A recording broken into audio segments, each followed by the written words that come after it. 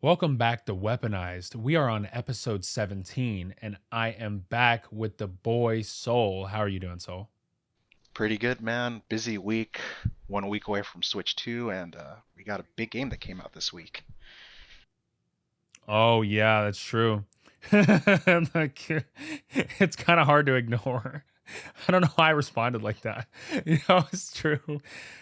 So Elden Ring Nightreign has been really, really good for me, honestly. It's had mixed reception.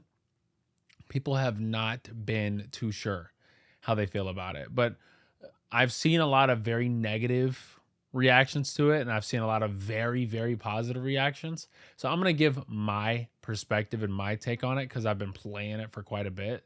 At least I literally jumped on it as soon as it dropped. So I was like, I gotta play this game, dude. Like, I already was such a big Elden Ring. I was gonna use a word that I can't use in the podcast, so I'm gonna move on. Um, Elden Ring Night Rain, pretty sick. So if you played Risk of Rain 2 and you played, games like Dead Cells and you play games like Hades, you know all about roguelites, right? Roguelites, roguelikes, etc. This game is like Elden Ring if it was Monster Hunter and had a roguelike element. So like the main thing you're doing is, you have a class, right? You have, a group of 3 people and you jump into like an expedition. So it's literally called an expedition, right? And you have like your levels in the game are basically like days. So you have like 3 days. The first day, you're going around, there's a storm like Fortnite, and you drop in and automatically you're like looking at the map trying to find out like where the church is to get the flask upgrade, or you're grabbing weapons from chests, weapons from bosses, etc., upgrades, permanent passives, at least permanent for that run particularly. And there's things like those little dung beetles that drop the items, right? And they drop permanent items that you can actually keep, like talismans and stuff like that. But in Night Rain, your main goal is to get to the final boss of that expedition, right? And there's 3 days. The third day, at least for the first boss, is the final day, right? That's the day that you fight the boss, right? So you have the first day, the storm closes in, you have to survive it, right? You level up. Instead of like picking stats at the bonfire, it's all automatic. So you click the button once and it automatically levels you up to the next level. When you die in the first 2 days, like if you're not in a boss fight, right? Like if you're not in like the final boss fight of each day, you will revive after dying. Somebody can either hit you while you're on the floor to revive you, or if you fully die, your down state, you die after the down state, you revive and you lose a level, right? And your level is dropped on the floor as runes along with the runes you were holding, right? So, um, if you drop your runes outside of the play area, right? If you drop your runes in the storm, you lose them completely, right? And actually, it's destroyed a couple of runs because I was playing with the 2 friends of mine, and right before we got to the final boss, like the boss before the final boss, bro died in the storm. So like he lost 3 levels, and each level is extreme because there's That's only pretty 15. harsh. Right. Right. So it's awful. Like it completely cooked the run. I actually got mad. Like I was trying not to get mad, but I was like, bro, you gotta be high or something. Cause like there's no way that we there's no way that we just spent this much time getting to the final boss of this run and you died in the storm and lost 80,000 runes. Like there's just no way. Right. Cause like that means when we get to the final boss, like he's not gonna be strong enough, right? So he's like, obviously, when we get to the final boss, he's dying like pretty much immediately because he has no levels, right? I mean, Yeah, you're I gonna have to wasn't like trying to get. be on a if you were to die in that situation, it's like going back to like a level one, like you're going back to a level one speed running stat. No, literally, yeah. It's bad. It's bad. It's like, and obviously they're trying to downplay it. And I'm like, brother, we are cooked. Like, there's only three of us because the game is a 3-player game, and you lost 3 levels worth of runes, bro. Like, we're cooked. Like, we needed you to be level 10 at least, and you're level 7, right? Like, we're cooked, bro. Even when he beat the boss, he didn't have enough runes to level up. And so it was like when we got to the final boss, it was we were cooked. I mean, it was over. And it just felt like a huge waste of time. Cause like obviously he was high or something. Cause there was no way that he just died in the storm. Like you have you pretty much run, like unlike regular Elden Ring, like where you have to get on torrent to like get anywhere quickly without fast traveling, obviously. In Nightreign, you have to sprint everywhere. And there's no stamina when sprinting in the game. So you're just like sprinting and jumping and leaping, and you have no fall damage. And, it's like really fun. You have like climbing and stuff like that. So like you can Right. climb up crazy rocks and stuff. What's really cool about Night Rain, and I'm going to compile this in an edit, by the way, because I'm going to say a lot. What's really cool in Night Rain is that in Night Rain, when you get a weapon or any sort of like, item to pick up, like whether it's like a shield or whatever, the item will have a buff on it, right? And you may think that you have to hold the weapon or the shield to apply the buff, right? Like the passive, Right. but you just need it in your inventory. So I had no idea about this stuff until like, because what I was doing, I was just grabbing all these crazy buffs. I'm like, oh my God, like, okay, if I do a couple hits, like I get a freaking bubble shield or whatever, right? Like I get like a buff to my defense.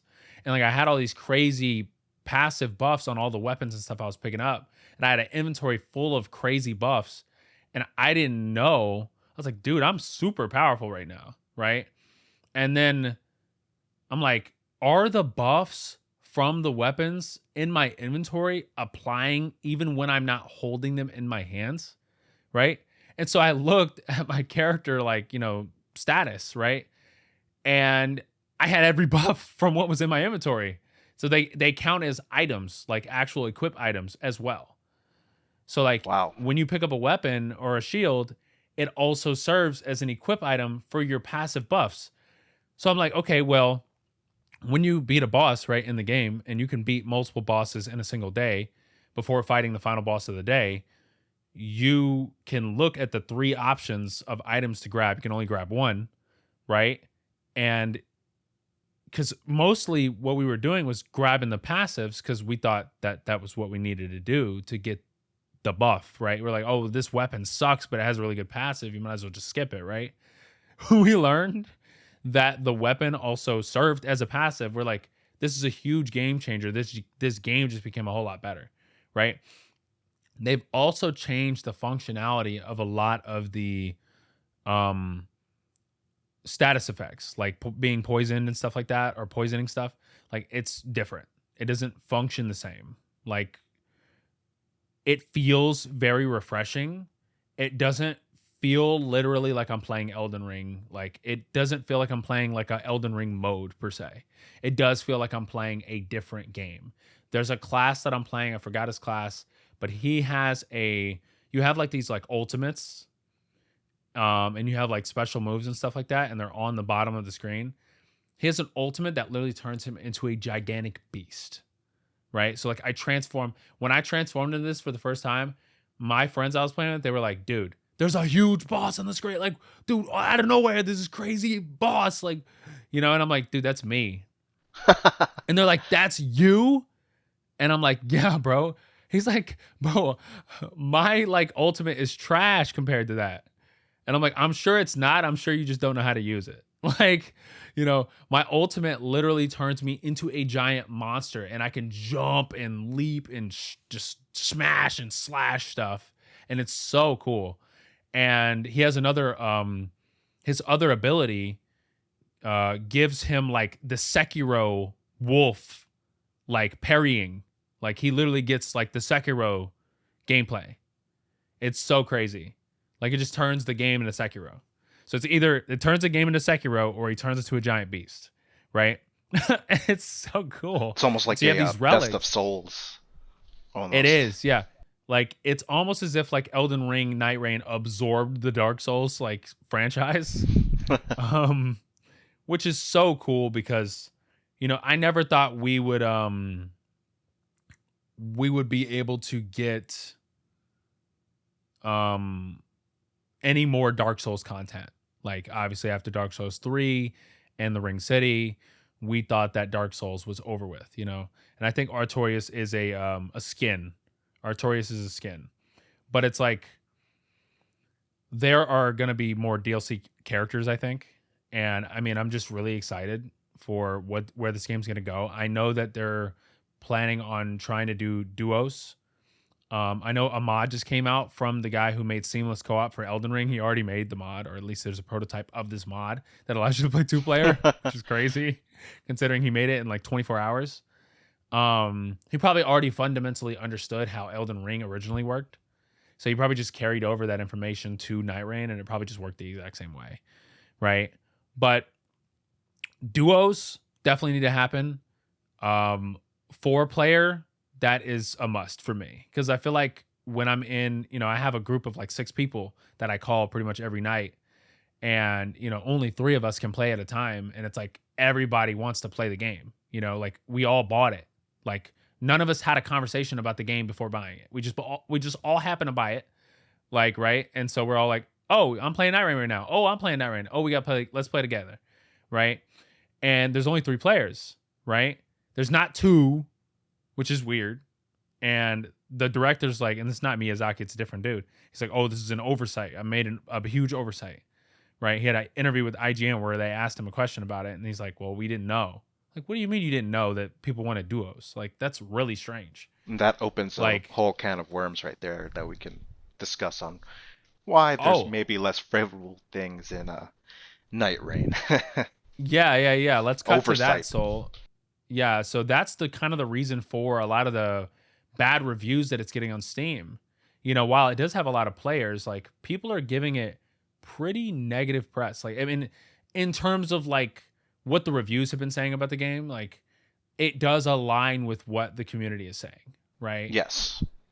There's no duos, right? And the learning curve, of course, is like, it's pretty steep, right? Like it's not a simple risk a rain, jump in, grab item.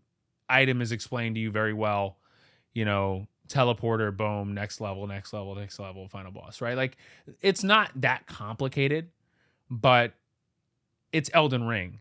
And again, FromSoft wants to make things complicated, right? Like we talked about actually, this is a perfect discussion, right?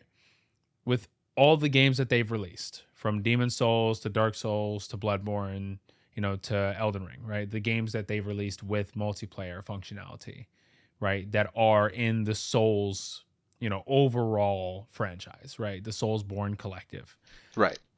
Their multiplayer attempts have always been really bougie and unnecessary, right? Very Like when they lacking. could have just made, yeah, and that's on purpose. Yeah. Like 100% that's on purpose. And it's like it's really stupid. So for this game, they made it seamless, right? So if I disconnect from a game, I can reconnect to the game, like, or say like my game crashes, which happened to my friend 3 times, right? And happened to me once.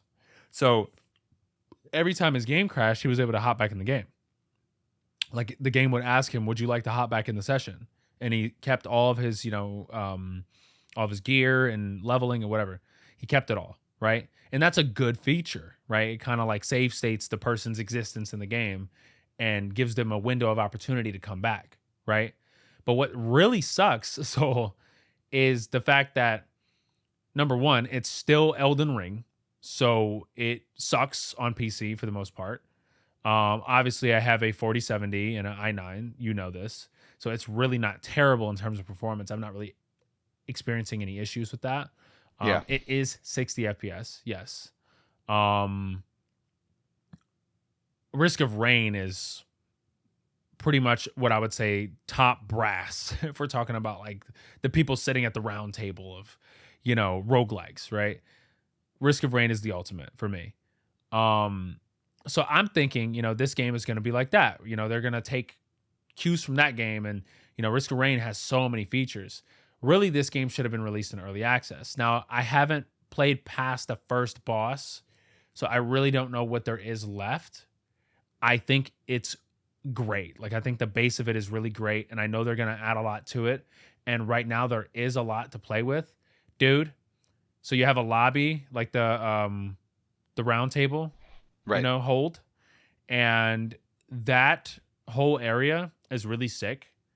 But when you're in a group with your two friends, you don't see them in the same room until you get in the actual game, right?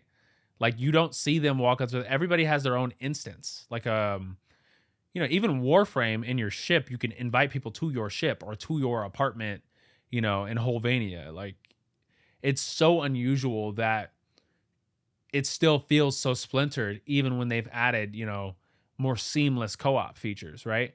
So making a game that's supposed to be co-op is, for a company that's always been so weird and stingy and bougie about how they approach co-op. Oh, you gotta, you know, cut your finger off in, the same dimension as another dude cutting his finger off at the same exact place. Like, it's just stupid stuff like that. Like, oh, you gotta headbutt the freaking wall 20 times and do a backflip, and sing Kumbaya. Like, that's the only way I'm gonna be able to communicate with somebody in a different dimension.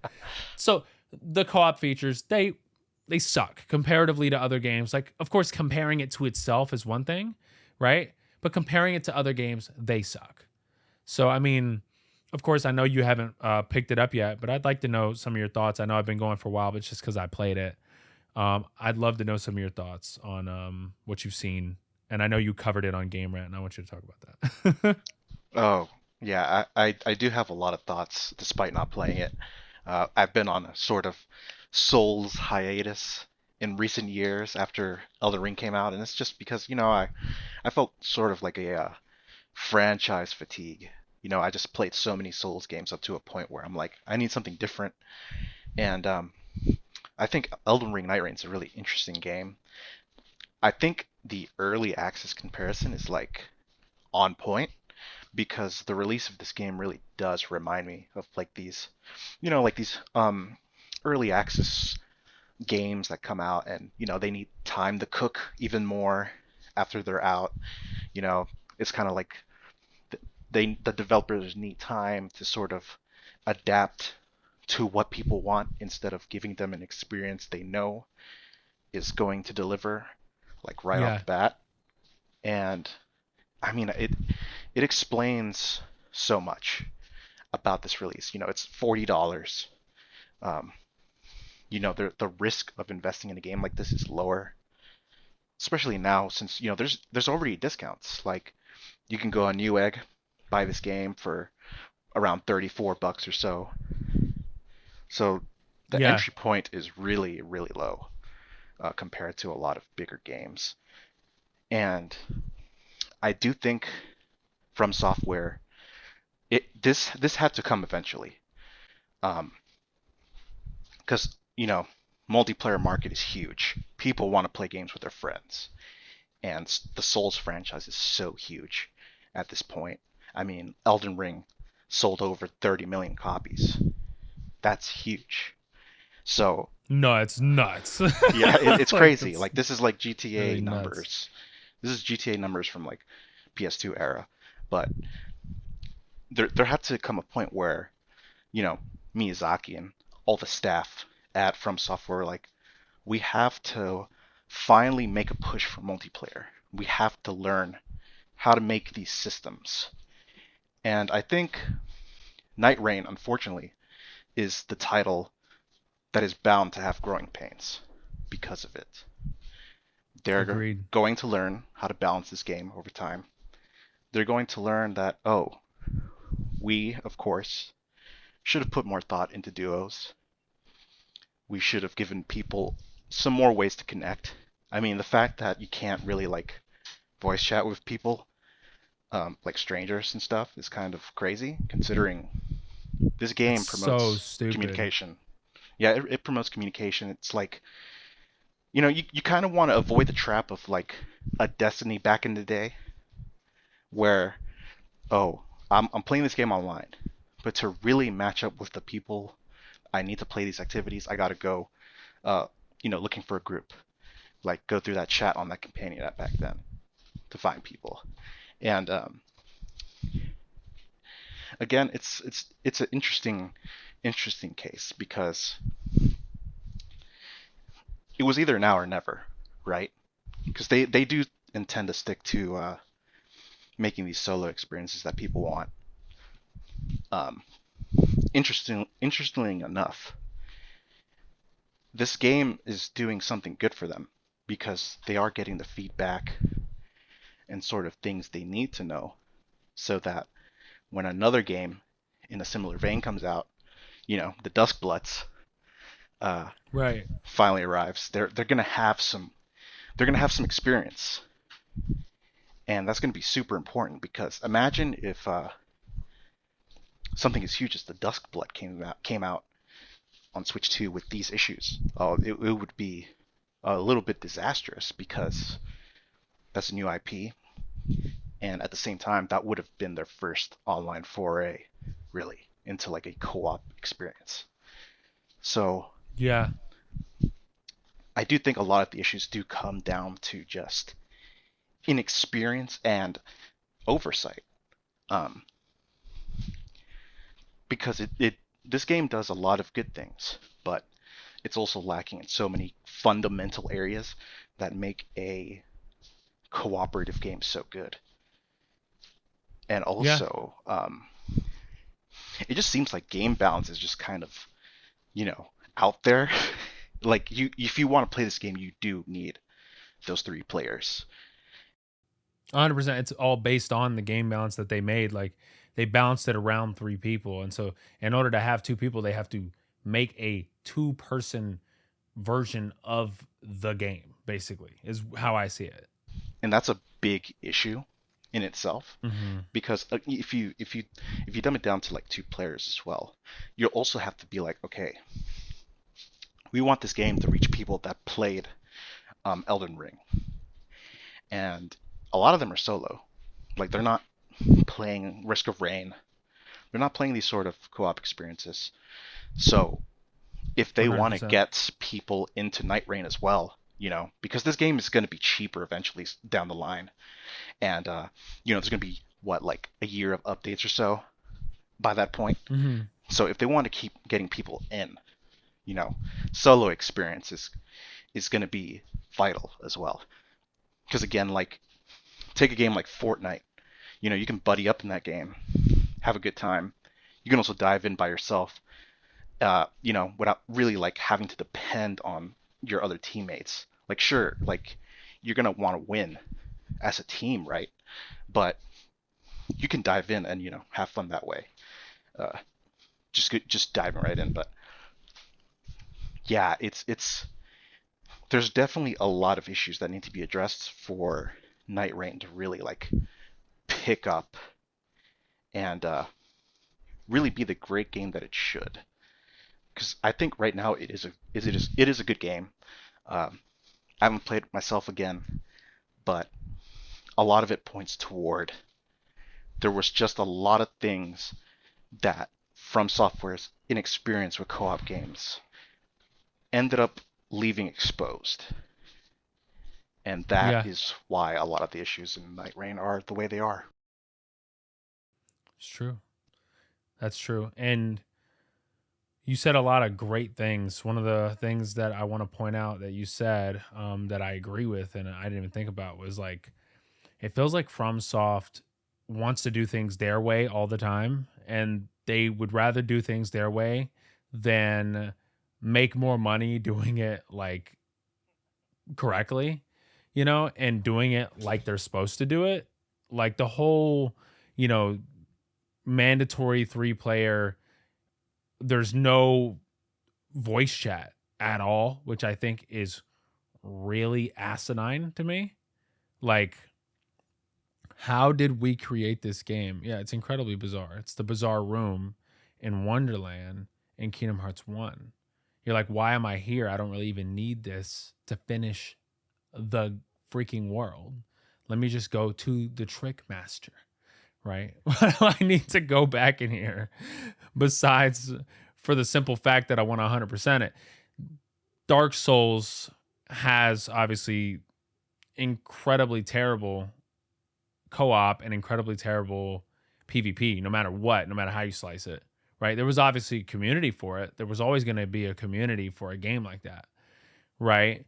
But this game is exclusively co-op, and while you can hop in it by yourself, you're going to be match made with 2 other people, right? And you can't talk to them. And out of all the roguelikes that I've played, this game requires the most conversation between the players, right? Like, this requires so much communication, like, seriously, because it gets hard. It not only does it get hard, but it's also the whole game is built around having that experience with a three, you know, person squad. Like, so if you're diving into this game, matchmaking with other players, and not having a way to actually communicate with them, that's a huge problem. Yeah, and I hate it. I hate the fact that that's the pathway that they wanted to take the game and release it in that state. Like, I get it, they're gonna update it. I get it. I can clearly see they're paying attention. I know they're paying attention, but it's like, we desperately need 2-player, solo, even 4-player, right? There needs to be a rebalancing for every single mode of play, right? Risk of Rain has this formula locked, right? Like, we know that you can hop in Risk of Rain with 3, 2, 1, and it's like functionally the same in terms of difficulty, right? It's like the same game, right? So Even Borderlands does as well. exactly. Borderlands does the same balancing, right? So they have to either make the balancing and do it manually, right? Or automatically, figure it out. Like, just figure it out automatically, have the game figure it out, and just have it be 1 to 4 players. That would change everything, right? If they just had more, options on how to approach the game. The fact is, the only way to approach it is with 3 people, right? They don't give you a choice, right? It's like the bougie, silly stuff that I talk about with FromSoft, is that they do whatever they want, and they want you to play their game the way that, they want the game to be played. Like, I mean, you're not really going to play it any other way, right? So it's like, while people have bought this game in droves, right? It was very successful, and they didn't even need to market the game. I mean, it's just Elden Ring. Like, it's doesn't need marketing. Elden Ring sold 30 million copies, as you said, right? But again, my ADHD is crazy and it's real, because I just thought about spectrobes, and I haven't thought about spectrobes in a long time. And while there is a video I watched that made spectrobes look really evil, like, the creation of spectrobes is really evil, apparently. I'm not going to accuse any Disney employees of anything, but I mean, I'm sure none of them work at the company anymore. But that was one of the most evil creations of any Pokemon competitor attempt ever. And that ended up being a huge failure. And I loved the game on the Wii. That could have been the ultimate, like, it could have been the ultimate, like, Kingdom Hearts, like, it was like Kingdom Hearts fused with Pokemon. We need that back in some form. And we need some respect. Let's pay the original owners of Spectrobes more money. I'd love for you to look that story up, because it makes you think differently about how Disney was ran back then. And I know we all have negative opinions on Disney, but that is like the cream of the crop when it comes to evil and how that franchise was created. Anyway, so that was my ADHD aside. Nightreign, it's a great game, but it needs a lot. And Soul, you made a lot of great points. I wanted to talk about Sword Art Online, and I know this is like a crazy like topic shift, but It I is talked crazy, about that I wanted to but talk about it you before. know, it's not totally irrelevant. I mean, No, it's not. it's under Ben and Namco, and it has some It issues of is. its own Oh, that this is another co-op exclusive game, by the way, yeah, that Bandai Namco is publishing. And bro, you know that Fatal Bullet is probably the best game they made. And I mean, at least in my yes, opinion, like, and I think a lot of people share this opinion. Fatal Bullet, Demps, like I thought that Fractured Daydream was going to be Demps returning to form. You know, they already have so much success with Xenoverse 2, right? yes, And that's their Xenoverse bread 2 and has butter. literally that game has existed forever, right? Like Xenoverse is like the longevity of that game is, you know, something to behold considering it's not like a hotkey MMO, you know, Mm, it's literally like a Dragon Ball pseudo arena fighter, you know, mission based game. It's like incredibly particular gameplay. No other game plays exactly like that.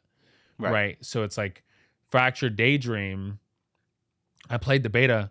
I thought the gameplay was cool, but overall, I ended up not purchasing the final product. Right.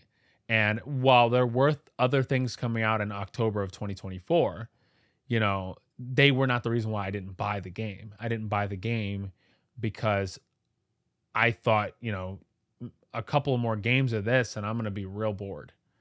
You know, like it's not a great game again. And this is a pattern with Sword Art Online. And I feel like, you know, the anime was disrespected back then, and now Bandai Namco is disrespecting the games, right? So it's like we're just not getting. I mean, Alicization was great, you know. War of Underworld, these are great Yes. things, you know. Unital Ring has been pretty decent, um, but it's like, and that doesn't have an anime yet, but it's like I thought that, you know, Fractured Daydream, because there's no way they're making money on any of this, right? Like these games are flopping bad. Like Sword Art games are just huge failures, I feel like, and they just keep coming out somehow. And I don't know who's funding them. I don't know if it's like they think like, you know, Sword Art fans are just going to show up. But like we need a Sword Art game that doesn't feel like a pseudo Final Fantasy 14 like fake offline online game. Like I don't want them to keep trying to do a dot hack because they just don't got it. Right? Like they Yeah, don't got if it. they want to do a dot hack, just make a dot hack. Just No, don't literally. don't put other franchises, you know, spin on it. Like, please just make a dot hack And you know if you exactly really what I'm need that. talking about. Yeah, Right. You know exactly what I'm talking about. Because with dot hack, it's like, you know, you're playing a fake online game offline. yep, Right. And it's like, there's not, it's meant to feel like you're playing an MMO, but it's really immersive because it's like, you know, it's, you can always play the game in that form. Right. And it's always going to play like that. And it's always going to have those characters there. And it's always going to, you know, have that. It's a story. You know, it's nuts. Like it's to me, Dot Hack is the only game of its kind, right? And so Sword Art Online has attempted to do this formula multiple times where you're playing an isekai MMO, but it's not an MMO. And 9.9 times out of 10, this is a complete failure. Like it's a complete failure. And somehow they made, and I own all of them except for Fractured Daydream, 9 times out of 10, 10 times out of 10, we're excluding Fatal Bullet. These games are trash, right? They're so trash. And so it's like, I just want Dot Hack back. I want Dot Hat back. all I roads lead to dot hack. They do. They do. And I talked to you like privately about, you know, Dot Hack Versus and how cool that game is and how cool the concept of having a Blu-ray with the PS3 game on it is and how dope the PS3 was. And of course, we're not living in that era anymore. But I want to hear what you have to say about Sword Art. Like you didn't buy the game either. So, Oh, I I haven't, mean, dude. I haven't really been invested in the game since Fatal Bullet, honestly. yeah. I felt like And I mean, that game was the peak of sort of the pseudo MMO RPG sort of feel, while still having like a really good gameplay system. Like I yeah, remember I when that game agree. came out, there was just a lot of buzz because it was so good. And It was. at that time, we weren't in this sort of cycle of, yeah, like these games were mediocre, but you know, we were still like invested in the game series itself. So when it came Yeah. out, it was like, wow, like this is really good. Um, I hope they build on it. And honestly, um, Alicization was it was decent, but you definitely saw that like this formula was stagnating. And then that this is Hmm. a whole other element as well. They experimented so heavily with like mobile games as well, and those flopped even harder. Real Like, bad. dude, so Real bad. Like, bad. oh, it, it it's brutal seeing this happen over and over again with this franchise, where they sort of like just put the game out there, and it's like, it just exists. It's not really drawing people in. It's not doing what people really want this franchise to do. And Fractured Daydream is another victim. Right now, there's only Yeah. 82 people playing that game on Steam. 82. Dude. 82. Like, And that's I like want insane. everyone again to just put this into perspective. This is a huge franchise. Um, Yeah, it's there's not light small. there's light novels, there's manga, there's anime, there's games, there's stage plays. This franchise is a multimedia franchise. So for a game like this to just come out and within what, like 7 months, just completely tank is not good. There needs to be a lot of changes, and I feel like, yes, the appeal of Sword Art Online is that it's a pseudo, you know, MMORPG style series, but I feel like they need to try something new because again, you can keep the setting as is, but you don't need to just rehash the same sort of like gameplay systems. Yeah, I don't know why they keep trying the same thing, like, and failing over and over again. I don't know why they think that's a good idea, or who's managing it, or what's going on. I've never seen any other game series do that, where they just keep failing with the same game, pretty much. Like, they're just making the same game, like, over and over again, and failing over and over again, and it's really freaking confusing. Like, I just don't get it, right? It's like, okay, Pokemon, while half the people love it and half the people hate it, it's like that game still gets bought by both sides of the party, right? Like, that's going to be the first thing I buy on the Switch too. Oh um yeah. I'm 100% gonna play Violet on the Switch too and see how that runs. And I hope they go back and do Arceus as well, because that definitely needs an update.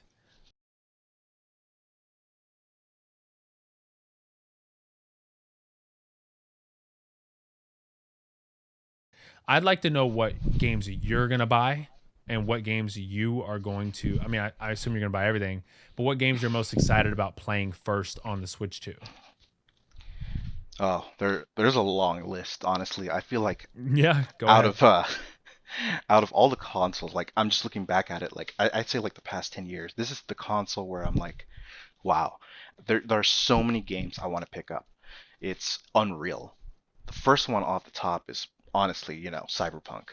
That game looks absolutely incredible on Switch 2. Um, Oh, and then you get to there's really seen, play Cyberpunk too. yeah, like I've been waiting. I've been waiting for this day, to be honest. I was planning to pick it up on Steam eventually, but this was the dream scenario, like a portable Cyberpunk that isn't very compromised. And this game's going to look absolutely amazing. I mean, there's footage of this game coming out every day, and every time we see it, it just looks so good. Like there were a lot of comparison videos with the Xbox Series S version, and it's honestly it the narratives we can pick up with Switch 2 is crazy because the fact that this game is putting out visuals that are arguably better, than Series S right now is saying a lot, and I'm hyped to just play this game and Yeah, experience it. Finally I'm gonna say experience it. inarguably. Inarguably. There you go. You know, I'm shaking up the formula. they'll be the devil's advocates, that Of ride or course, die. But yeah, that's bro. definitely at the top of my list right now is Cyberpunk, and then after that, I'd say it would be Yakuza Zero Director's Cut.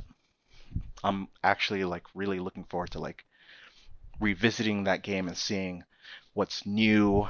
Um, Sort of like red light district multiplayer mode is pretty interesting. I also want to experience the game with a dub because I think it's interesting that they went back and did dub for this game. Um, and I'm curious about the new cutscenes as well. And I think this release opens up the floodgates for the franchise on Switch too. I definitely think because Kiwami one did so well on Switch One that this is finally giving RGG Studio the confidence to sort of be like, okay, we have a fan base on Nintendo. Yeah, It This is not the Wii U / early Switch One where it's like people are buying the system only for Nintendo games. I feel like um, in the year of our Lord 2025, that stigma is finally broken. This no, it system is. is for everyone. No matter what, there's going to be a game for you on here. There are mature audiences wanting games. And going back to Cyberpunk, no bigger example than that game. The fact that game's on Switch 2 already just demolishes, rip bozos that stigma. It's gone now. So No, I know. so yeah, I'm super excited. Really hope to see games like Project Century and the next Like a Dragon game come to Switch 2. I mean, already promising that Virtua Fighter 5 Revo is coming to Switch 2 as well with rollback and all the other features from the PC, PS5 version. So that is also very exciting. It's a promising sign. Developers are putting any and every game they can think of. And yeah, that's really, really exciting for me. Yeah, I mean, the first thing I'm gonna play, obviously, the games that are coming out, Yeah, but probably it's gonna be Violet, just because that game has never ran properly, and also I'm gonna play Tears of the Kingdom and Breath of the Wild. Um, yep. those games need to get played with a better frame rate and better visuals. Those are fundamentally the games that needed it, and that's why I want to play them so bad. Now, Mario Odyssey, I'm probably going to replay the entire thing, and I've played Mario Odyssey tons of times, but man, that game just doesn't get old. I think that I'm That's worth the blowing the replay. minds of the world right now. Yeah, it is. I'm about to blow the world away. I think Mario Odyssey is the best 3D Mario game ever made. I think it is. I mean, And I've had this conversation with Noah before, and I think we both agree. That's it. That's the game. dude, I can't blame you there. Super Mario Odyssey, that game wowed me more than playing even Galaxy. And I had an amazing time with Galaxy back then on the Wii, but I felt like Odyssey just that was that that was the basically the epitome of like let's make Super Mario 64 too. Like let's just do it. And they did. And it was Yeah. an amazing game. Like I've been waiting 8 years for another for another game like that, and I hope Donkey Kong Bonanza is that game. I was going to say the same thing, dude. I'm like, that is the game that could potentially be, Odyssey adjacent. And it looks like it is. Right. I'm really excited for that one for sure. Like, that's a game that we definitely need real bad. Um, so I'm looking forward to all things Nintendo Switch too, of course. But Oh yeah. you know, Odyssey is the greatest Mario game. That's three-dimensional, at least. Obviously, we're talking about two-dimensional. There's a different topic there. But I wanted Donkey Kong Country Bonanza to be like more like Donkey Kong Country. I really wanted a Donkey Kong Country game. Did I say Donkey Kong Country Bonanza? I really Yeah. wanted a Donkey Kong Country game. Um, but Bonanza does have some country features and country. It looks like it has some country like levels. I've I seen think some it of has the some 2D levels. inspiration. Yeah, I think they're gonna pay homage to whole country series, but like it definitely seems to me like they finally want to like move past that, sort of like subtitle for the whole IP of Donkey Kong. They want to just, make bigger and better things, not like, don't get me wrong. Donkey Kong Country, it's a great franchise of platformers, They're timeless. There's always going to be a Yeah. way to play them. But I do think it's really good for the franchise to finally move forward and, try some new things. No, I And agree, dude. it's been what, like more it's been more than 25 years. Excuse me, since Donkey Kong 64, which was basically the last foray Donkey Kong had in like this sort of 3D space of, hey, let's roam around these worlds and sort of just explore. And Yeah. this was long overdue, very long overdue. It's crazy that Donkey Kong 64 came out that long ago. And I mean, I do feel like it's an old game now. I'm not one of those people who's like, man, that felt like it was yesterday. That was No. definitely not yesterday. Like I was there, but that was not yesterday. Like I that was not yesterday. That was a long time ago. was like, what, like Like, two when it came out? That was a long time ago, man. yeah. When did this come out? This got a 9 from IGN back then. Is that true? Jesus Christ. Yeah, I was okay. So if I was 0 in 96, then I was 1 in 97, and 2 in 98, and 3 in 99. And this game came out in December in Japan, in November in North America. Right. Whoa. Okay, so it came out in North America first. Of course, it's a rare game. It is from the UK. This game I definitely played when it was new. I was 3. So I was 3 years old. That's crazy. That's crazy. I did not. People are flabbergasted every single time I tell them. I'm like, dude, I was playing games.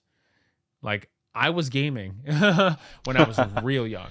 They're like, how the hell did you play this, this, and this? And I'm like, dude, listen, I just did. Like, I don't know what to tell you. How do you remember doing it? I'm like, I don't freaking know how I remember any of it, but I remember a lot of it. And in fact, I remember enough of it to scare the people that were there that were old enough to remember it.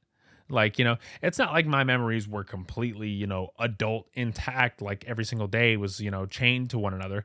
But they weren't like that. But I still remember fragments of my, very young life. And I remember playing, Super Mario World, Donkey Kong Country. I remember playing the N64. I remember playing, you know, I had, this is crazy because I remember, realizing that maybe I did not grow up that poor after all. At least my parents tried to fool me into thinking they were poor because we had Macs, like we had Apple computers, like we had so many Apple computers, and we had all the consoles like that were out. So I was like, I didn't even think about like, oh, my parents got me the console on the day of release, not Christmas. You know what I'm saying? Like I remember like I got Cage 2 on the day of release. It's like they were doing stuff like that. Christmas Day, I got Cage 1, right? December 25th, 2002. And I was like, well, I need more than just Kingdom Hearts, right? So like the next day they went to Funko Land and picked me up a bunch of extra PlayStation games. And that's how I got Spyro and Crash Bandicoot and Mega Man X4. Is my parents went to Funko Land, which became GameStop, That That's an same insane throwback, GameStop by the still way. exists. Yes, I'm blowing your mind right now. So we went to Funkoland and they picked up um, Spyro Ripto's Rage, uh, the first Spyro, which I don't remember the name of. I'm sorry. They picked up Crash Bandicoot 2 and they picked up Mega Man X4. And that was just insanity. I mean, like, I don't know if they knew that they were grabbing like every monster of a video game possible. like, but like, it was crazy. Of course, I didn't have Symphony of the Night, but I definitely had Super Castlevania 4. And I'm surprised they didn't pick up Symphony of the Night because I played a lot of Castlevania 4 when I was a kid. Man, I was just, I didn't realize how good I had it. I really Yeah. didn't. And so, you know, growing up, I had things like that. I had, games to play. I had a slew of things that I could reference that got me into gaming. The main game trilogy that I think is the best game trilogy ever made. And people are going to say Halo. I can't really disagree with Halo. I don't know if that's the objective truth. Obviously you have Gears of War, which is an incredible trilogy. But for me, the best trilogy is Jack and Dexter. Like that's the I best knew you were gonna trilogy. say that, by the way. I was Yeah, gearing up for it. you know me. You know Yeah, me. dude. There's nothing like it, and I hope that Sony goes back to dropping bangers because Nintendo has them beat, and that's why we're on the Switch too. Because we know they're gonna drop bangers. They've already shown so many. We have a Yeah. sequel to Air Riders, bro, or Re- Air Ride. Review Station 5 is not looking good right now. Uh, No, it's not. it's not. The There's. review station is going to be trash. Or it is trash, but the review station 6, I'm surprised that I have people telling me that's even going to come out to begin with. Yeah, I with what mean, games, bro? What games are we talking about? what are they making? What are They're they yeah. making? About half of them were canned because they were all live service games that failed, and it looks like Marathon might be the next one. And Yeah, they've been yeah, astroturfing every game they have into relevancy. Like there's yeah. no reality where Horizon is better than any game that Nintendo's ever made. Like By it's the not even more way, interesting than ARMS. it's interesting that you point out Horizon because that is also a franchise that's sort of like in this weird spot right now because of just how PlayStation has been operating. Because if you remember, there is a Horizon online game that's in the works, and what is the status of that? Like, what is even happening? It just feels like PlayStation right now is in a sort of like lull period at its worst time because Yeah. Nintendo is just walking into Japan on June 5th with like everything. And we're seeing it gear up. Like just the other day, um, Dragon Quest 1 and 2 HD 2D remake got confirmed for Switch 2, and I'm like, Right. that's on Switch 1 and Switch 2. So that's gonna dominate Japan that week when it comes out.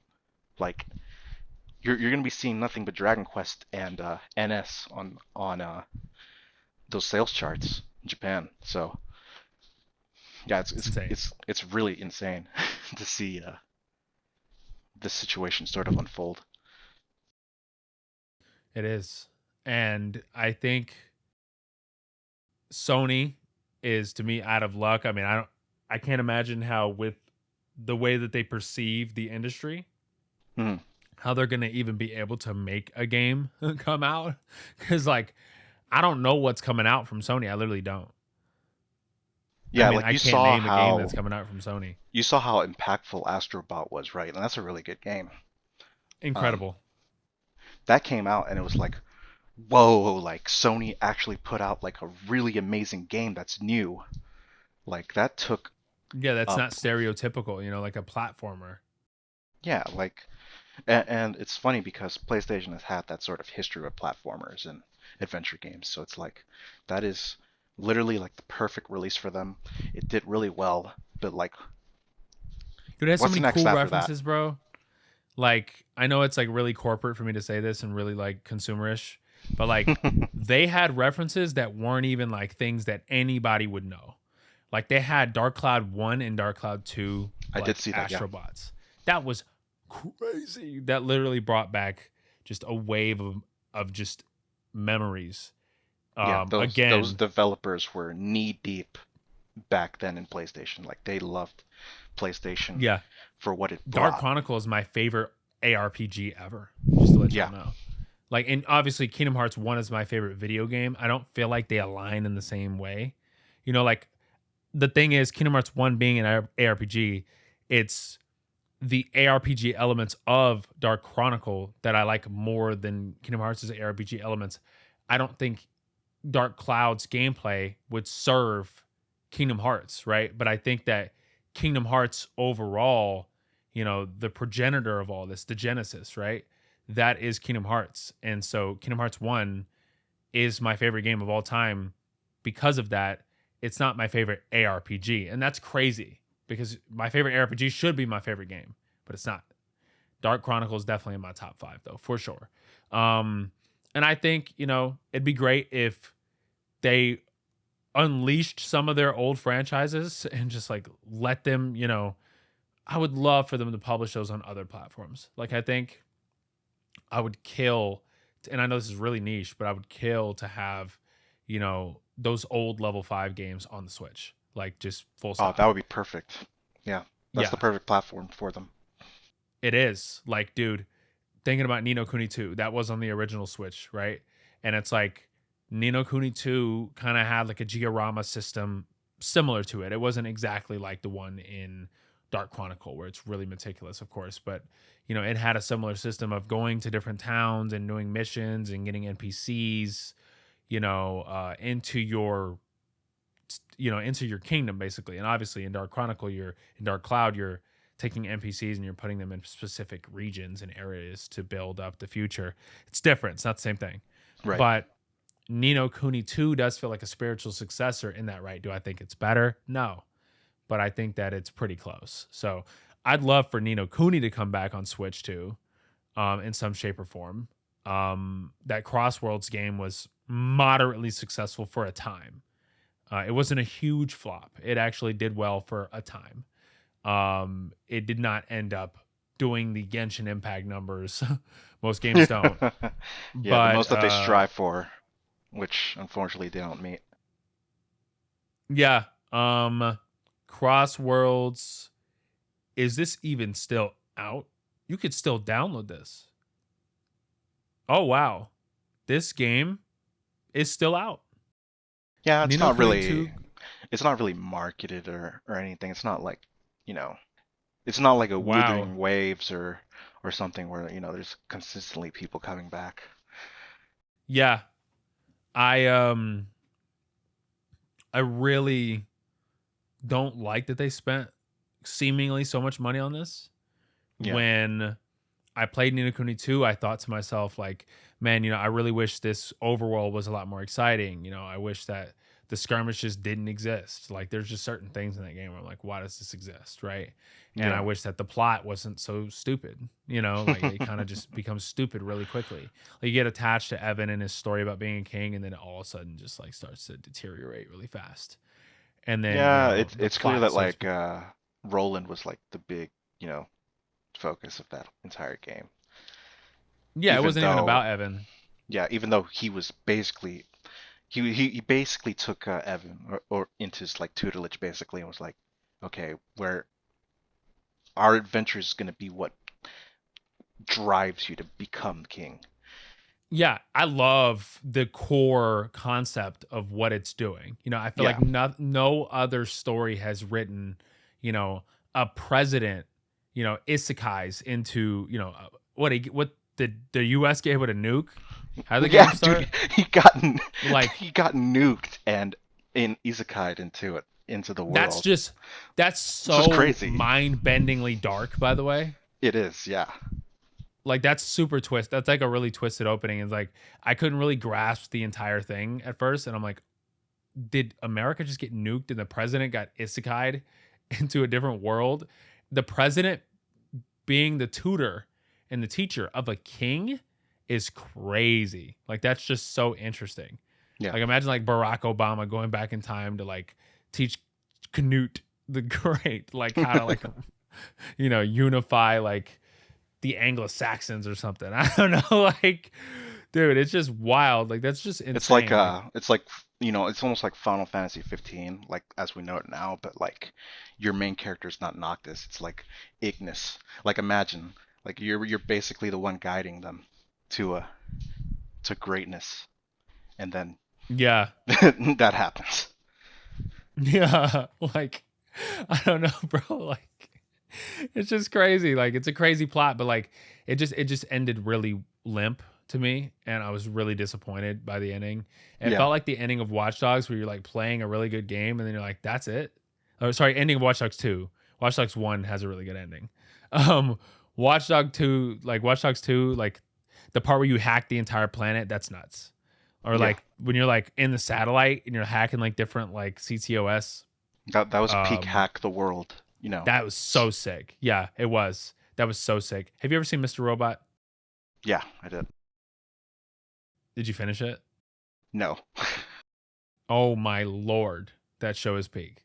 Like I wanted Watch Dogs 2 to go that direction. There were some dark, elements to Watch Dogs 2 that I really enjoyed. Like who's death in the game, Yes. which was just like super heartbreaking and crazy and really fast and abrupt. And I Yeah, felt it like was it out was of left written really field. well because it's like, yeah, it was very, and I felt like that was good writing to me because like Yeah. that was like, you know, anything can happen, and it's like he didn't even feel like he wasn't there. It wasn't like, oh, obviously the noodle quest was one thing, right? Like that kind of showed you like, okay, we're spending a lot of time with this guy all of a sudden, right? Like something's gonna happen to him. But that was like in my first run of the game when I was playing pacifist. That was the first time where I was like, I have to pull out the gun, like I have to pull out the gun and actually start shooting these people because like, you know, that really hurt because like you lose that party member completely. Yeah. Um, and obviously they have this crazy, when they go out and they do, LSD and drugs or whatever, and they get super geeked and drunk and have this crazy experience. And, they meet the dude, what Ray is his name from the Mhm. first game. And that's just, I mean, there's parts in that game where I'm like locked in, like I'm watching a TV show. Right. And then like, obviously it just kind of, I feel like it didn't end like the missions are sick. Like I played it on realistic difficulty and like all the missions are super sick. Like the Yeah, level design is it's incredible. it's the game where the journey is the most important part, The journey is more not the important end. than the ending because there's no way that they could have made the ending better than the journey. Like the cast is so good. Josh, like he has autism, and Satara and Wrench is insane. What an insane character. And Marcus just seems to be so like loving and caring for his whole group. Ubisoft will never make a game like that again, in my opinion. Like I just don't think they will. Um, Man, we so could have done if Ubisoft wasn't like in the position it was now, we could have gotten something like like an actual like Watch Dogs 3. And oh, I know. that would have been so good because typically Watch Dog launches like on everything. Yes, it would have been So on that would have, Switch. yeah, that would have been on Switch too. That would have been great because I remember I got into Watch Dogs on the Wii U, and I was like, dude, That's this game so is. crazy. Yeah, I was one of those people. I was like, I got into this franchise because they put it on the Wii U, and I was like, dude, like this is like a really really great game, and it sucks where the franchise ended up, and I really really hope Ubisoft goes to that franchise again. It's like, oh, we did some really good things with it. Let's bring it back and do uh, even better things. But they're kind of in a bad position right now, especially like Yeah. they only have like one Switch 2 game when they're typically like a big partner for Nintendo. And this does relate similarly in a way to like Bandai Namco bringing back games because it's like there's an opportunity right now to really bring back some good games or get them published on Switch 2, like a Dark Cloud or something like that. Fortunately, Yeah. it looks like Bandai Namco is licensing franchises from Sony, like Hot Shots and Patapon. So it's like there is some hope there. But Yeah, there's a possibility they can do something crazy with. I mean, I would hope they could license games from Level 5, at least from the Sony Interactive Entertainment publishing era of that company. Because that was yeah, like Level Five's first games were published by Sony. It was like they weren't an in-house studio, but at that point, I mean, what else could they have been? You know what I mean? yeah. It seems You like know? that Japan studio tier level of game is like what is being brought, because we saw it with Freedom Wars. We're gonna see it with like Yeah. Patapon and Hot Shots. It's like that sort of like double A tier of games that we're missing from PlayStation right now, where it really Yeah. matters.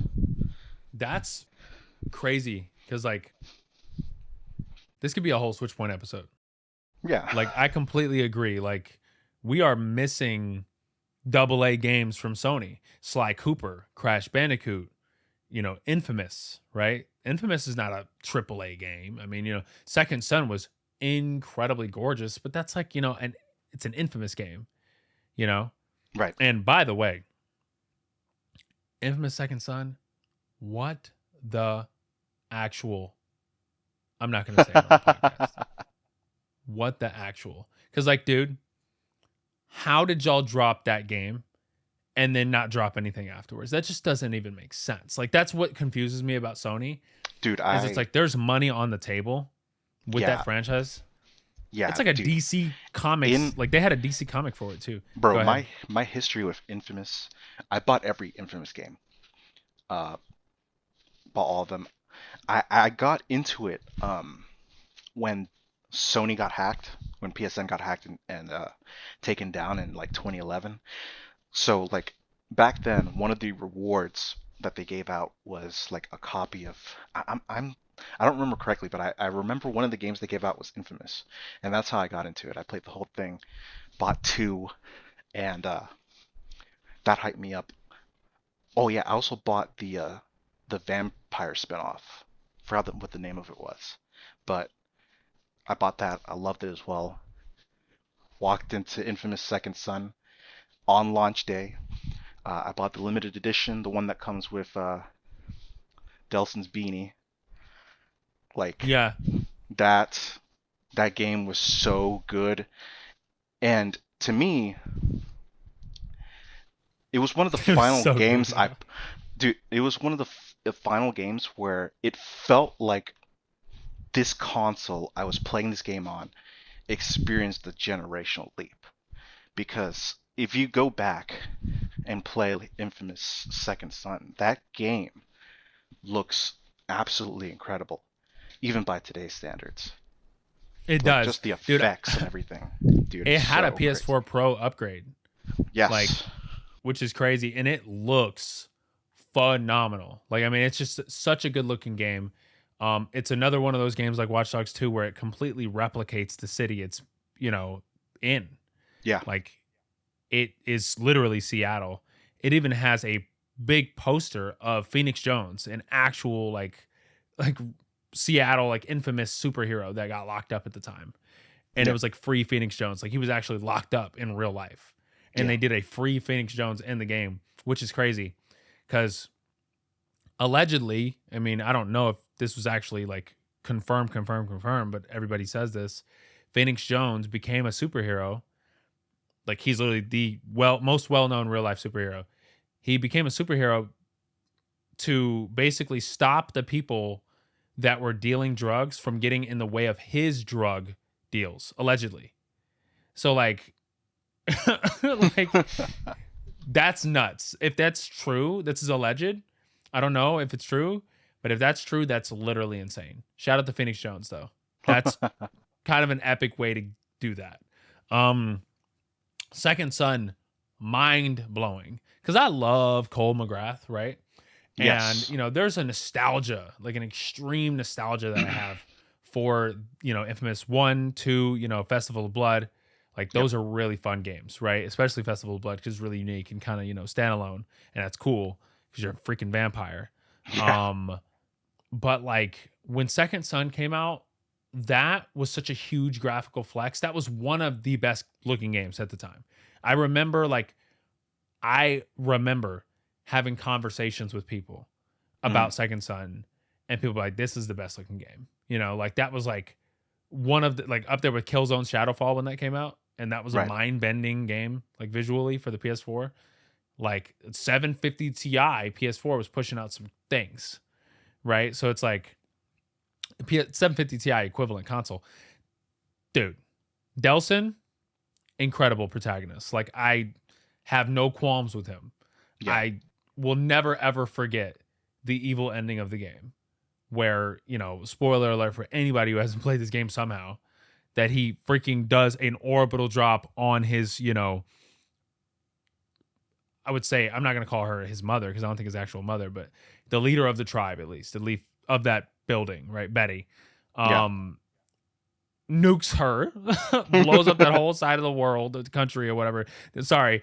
It just felt like he just did a huge boom. Uh, 5 big booms. Like, we need 5 big booms. Boom. That's what it felt like, bro. It's like, that was insane because when you get to the pause menu after you blow up, the Akomish tribe, Mm. it says that she died. Like in the pause menu. Yeah. Because Infamous Second Son would show you the status of people in the game. Yes. And she died, which is freaking hilarious, dude.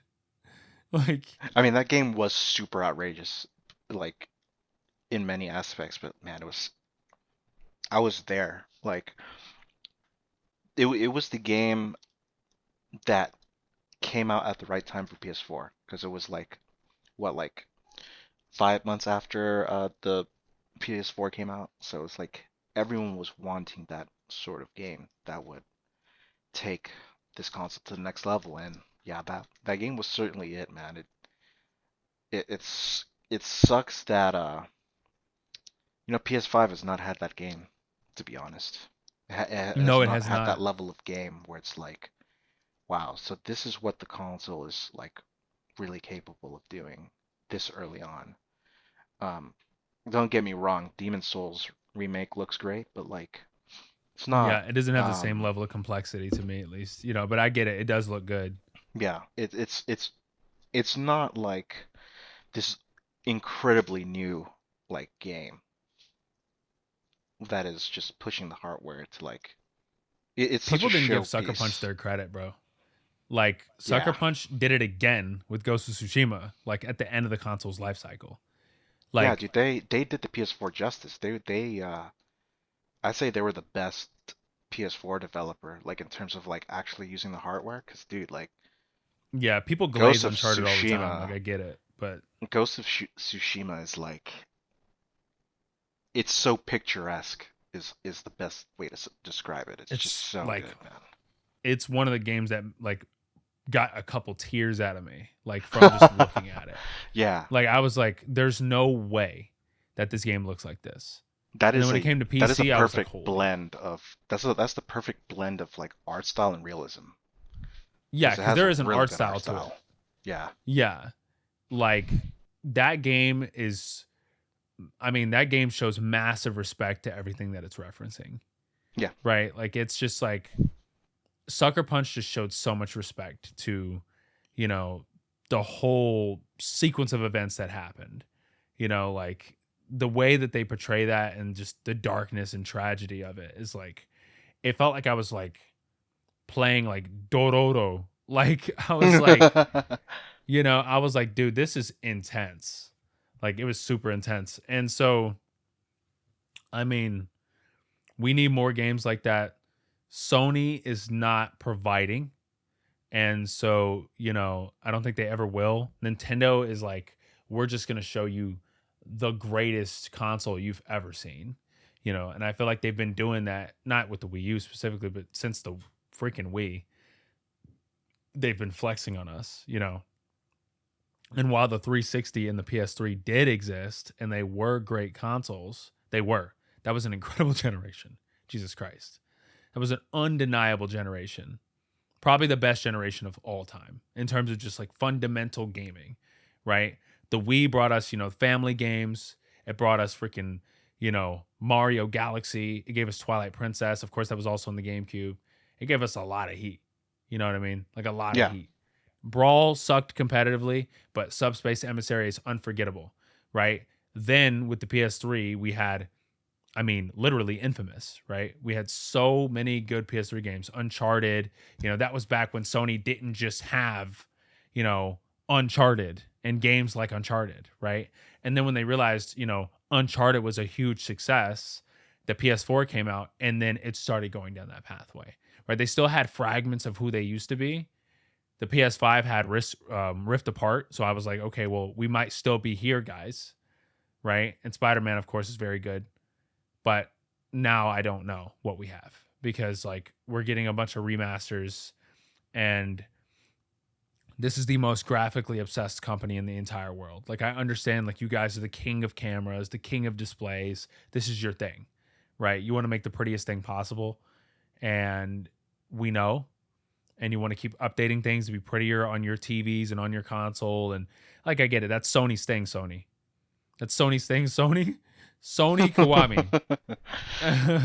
Oh, but That dude, is Sony's thing. But yeah, yeah, I can't. it's funny because they are pushing graphics.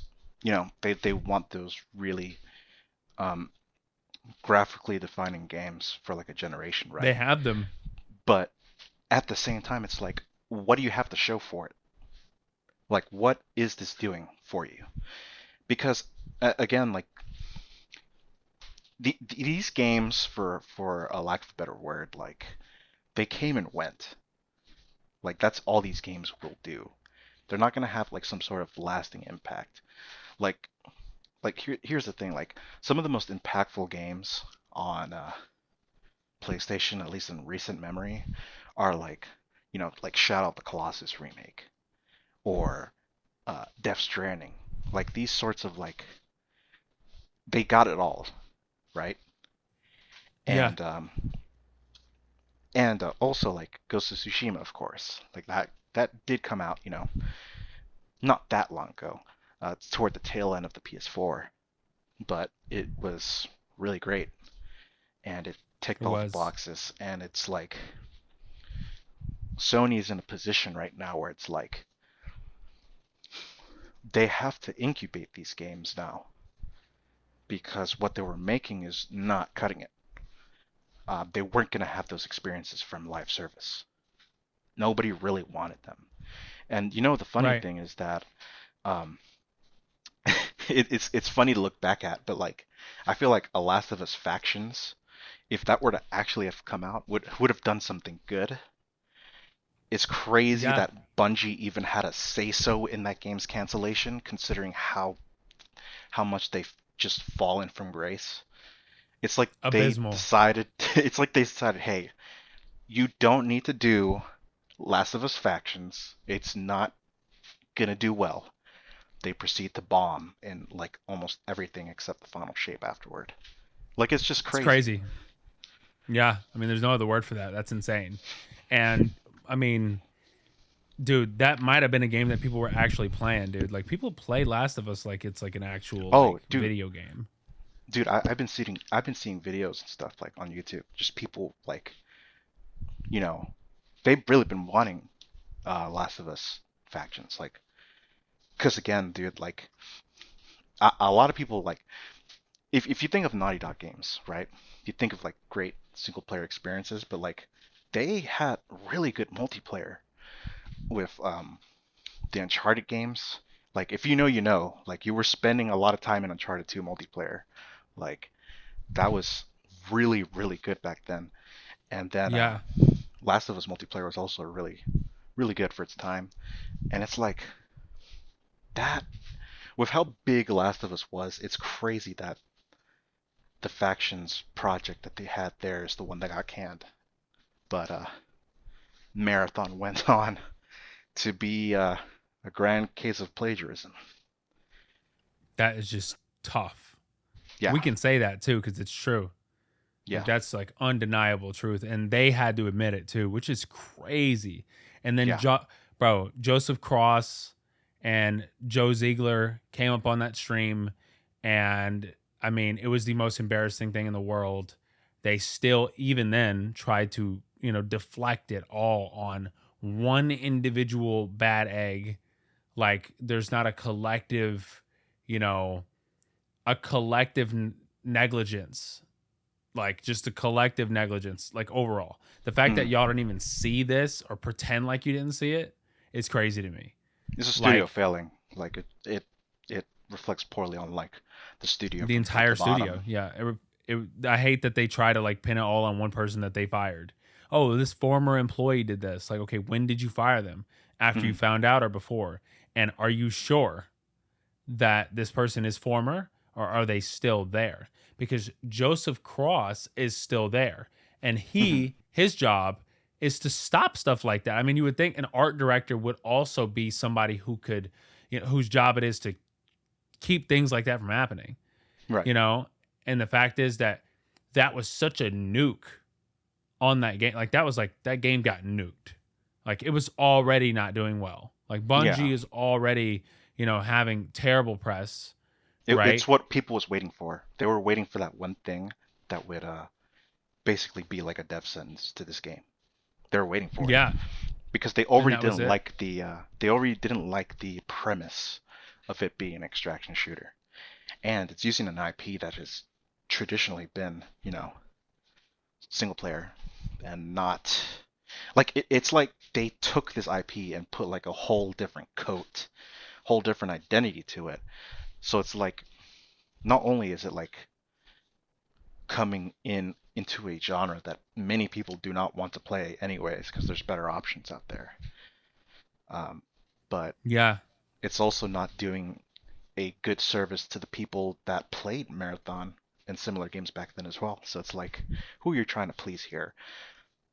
Honestly, it's just to me, it's like the PvP team for Destiny just did not want to do PvP, so it's like, hey, let's give you a game, and uh, we see the result of that now. Even though it's not even out yet, like this is how just damning this situation is for both Bungie and Sony, where again, live service is just biting them back and not willing to let go because this is one of the biggest mistakes I've ever seen in gaming in general. it is. It's a huge, huge, huge, huge, huge blunder. I cannot believe that, you know, they didn't literally just can it. Like, I'm surprised that they are still going through with it. I feel like they probably spent too much money on it, which I can't imagine they spent Yes. that much based on the fact that that game looks like a skin of Destiny 2. I remember I have a friend who was pretty neutral on it and was getting upset with the rest of the group chat because we were hating on it, right? And of course, he had already quit Destiny, so I had no idea what his point was or what he was getting at. I'm sure he'll watch this podcast. Maybe he will. I don't know what you were getting at, bro. But he literally was like, we were watching Astacross stream like the alpha, right? Hmm. Um, and we were like, this does not look good. Like, and he was like, yeah, bro, it doesn't look good. And it was like after like a good couple of weeks of him just being like, yeah, bro, it might be good. Like the aesthetic's cool, the aesthetic's cool. I'm like, bro, the aesthetic looks like something that was like focus grouped into existence. Like I I it's had a not. problem with the aesthetic as well, like from the get go. I was like, I don't like how this game is looking. Yeah, it looks cool if it's like, in a corporate office maybe, but like in a video game where you're shooting guns, you have this bright blue and green and just a bunch of painted, It's very like drab. it is. Like I get it. The style is called the artist anti-real. It's called anti-design. That's why the artist name is anti-real because the style is called Yes. anti-design. I That's the mean, aesthetic. to be fair, like their art is really great. It's Yeah, just yeah.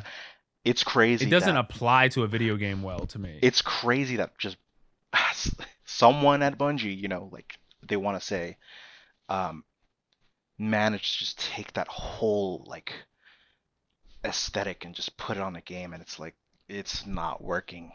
Like it doesn't work. Yeah, like anti-design being just the entire game is ridiculous. Like I don't think that that's like Yeah. it's just ugly. Like okay, so the whole point of anti-design is like it's deliberately ugly, right? Like Charlie XCX is album Brat, like the cover art. Like Yeah. that's anti-design, right? Like that is not supposed to be like a good looking aesthetic. It's supposed to be so abstract that you find it attractive or you find it, good looking. Now, that only applies to people who have that level of mind, right? And I don't think that I am somebody who doesn't appreciate. I think I appreciate the art style, but I don't appreciate it in a video game. And I think even if you do, there's always going to be somebody that likes something, right? Yeah, I And mean, let me just put this example, like a game like yeah, Rez. You remember Rez, right? I do. Yeah, the one that's orange, Like that game looks amazing, but I know that right? people don't really like wireframe, like this wireframe looking game with like Yeah, synth and stuff. It's like it's beauty is in the eye of the beholder. It's like of if you course. like it, it's great.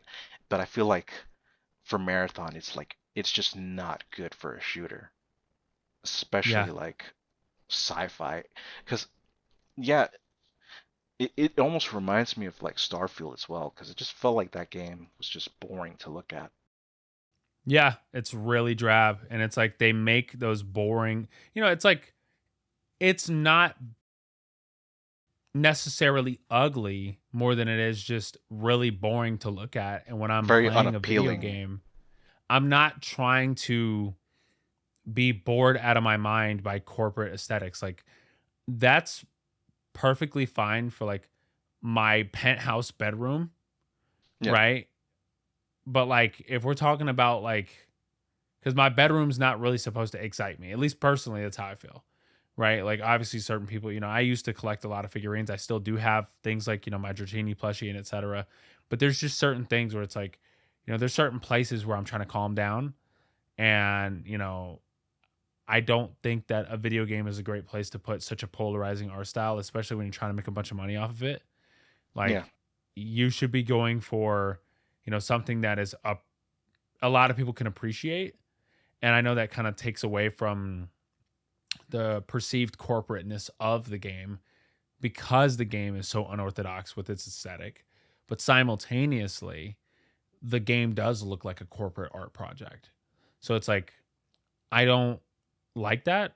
And it was plagiarized, so it's even worse, right? The main thing that made the game special was not even something that they made. It's not simply that one or two assets were stolen from the game because they got their assets from this person. And when you go through their entire page, you can see that this is true. And of course, Bungie confirmed it. But it is that they created the game's aesthetic based off of Anti Real's aesthetic. And so, whatever Joseph Cross says, wherever he says he gets his inspiration from, is cap. Yeah, and Like, and I'm he not was gonna gonna believe him. even if even if it was true, like just one Yeah. former employee did it, it's ultimately still his responsibility, and it reflects him as well.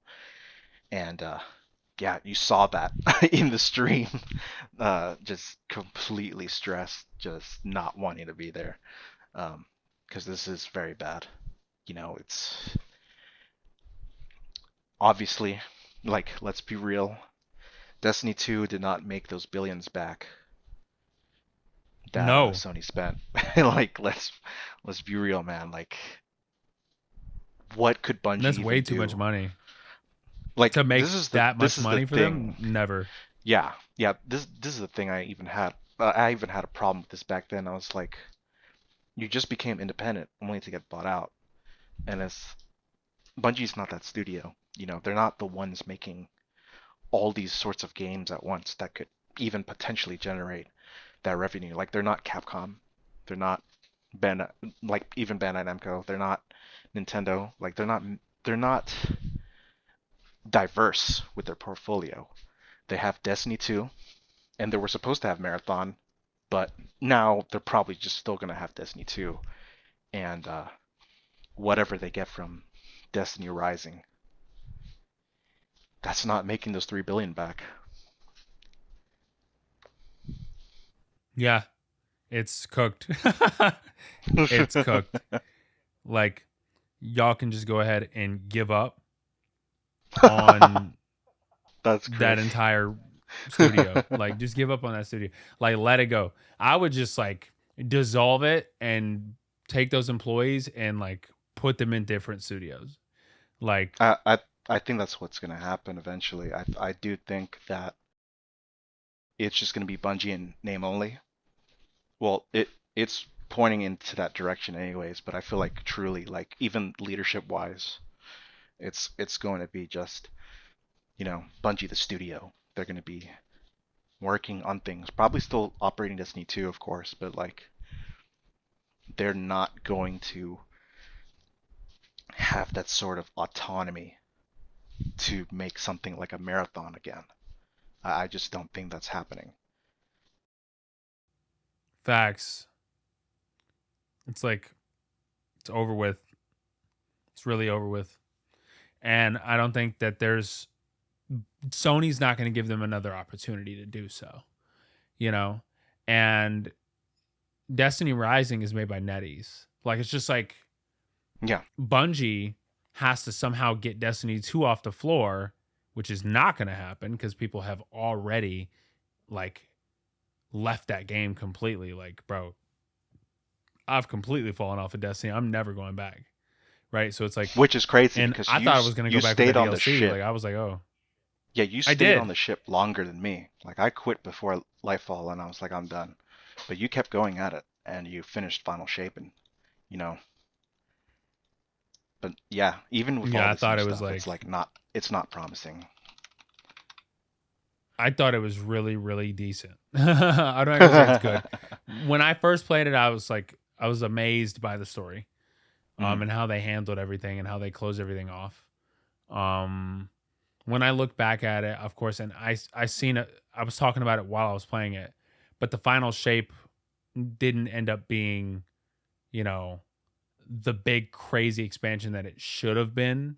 mhm, Thinking back 10 years ago, right? Like, of course, thinking in present day, you're like, okay, this is what I expect, right? But right. thinking back 10 years ago, when you're thinking about what the final encounter of the major existence of Destiny's life, right? Like, this is the end of the 10 years. Like, what is this encounter going to be? That was not it. Mhm, Like that whole sequence of events, in the Pale Heart, fighting the witness. The music was great. The villain is cool, interesting. The plot's awesome. Great plot, right? I thought the villain was incredibly like well written. I mhm. think the main issue is like, how did he die? Right? He felt like a tier 0 character that could never be defeated. And so like they just kind of don't explain how we were able to just cook him. Like, it's just that we cooked him for the sake of cooking him. He Very was literally like, anticlimactic. Yeah. yeah, he was like the opening of the DLC. He's like warping reality, and like it's like he's turning the world into carbonite and bisecting everything.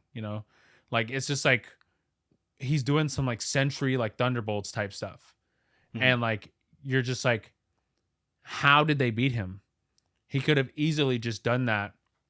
Oh, because he had one dissenter inside of his, or sorry, the witnesses are they had one dissenter within the multiple, millions and billions of people that make up their body, right? And whatever, the dissenters are the, reason why he failed. And it's like, yeah. that's just like, after all this time, you're telling me that somebody just said, oh no, I'm done. Like, I don't know. It's ridiculous to me. And, you know, the ending was great. I feel like they ended it really well, giving a proper send off to Cade, after he abruptly died.